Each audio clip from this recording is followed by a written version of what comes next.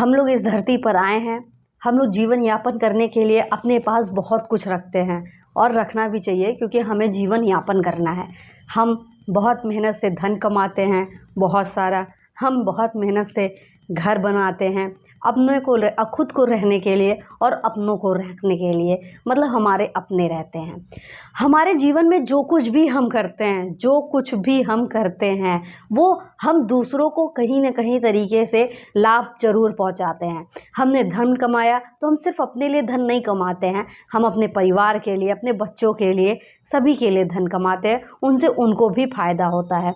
हम घर बनवाते हैं तो घर हम सिर्फ अपने लिए तो नहीं बनवाते, हमारे अपने भी रहते हैं। हम बाहर जाते हैं, जो कुछ भी सुविधाएं हम जीवन में यहाँ पे दे रहे हैं तो उसे दूसरे को फ़ायदा होता है और वो दूसरे उसका अच्छे तरीके से उपभोग करते हैं। लेकिन सिर्फ एक चीज़ है जो कि वो आपको, सिर्फ आपको ही फ़ायदा देती है। वो चीज़ आपका किसी दूसरे को कभी फ़ायदा नहीं देती और वो हमेशा आपके साथ रहता है। वो है आपके अपने सत्कर्म।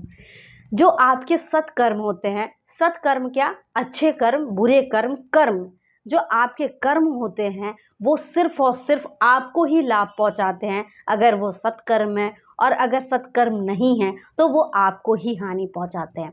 आपके जीवन के जितने भी कर्म हैं, चाहे वो अच्छे हों चाहे वो बुरे हों, वो किसी भी परिस्थिति में दूसरे को कभी भी कुछ भी लाभ नहीं पहुंचाते हैं, वो हमेशा आपको ही लाभ पहुंचाते हैं। हम अगर मर भी जाते हैं तो वो हमारे अच्छे कर्म और बुरे कर्म, जो कर्म हमारे हैं वही हमारे साथ जाते हैं। ना हमारे पैसे, ना धन दौलत, ना घर, ना अच्छा कपड़ा, ना कुछ कुछ भी हमारे साथ नहीं जाता है। जो हमारे कर्म होते हैं वही हमारे साथ जाते हैं।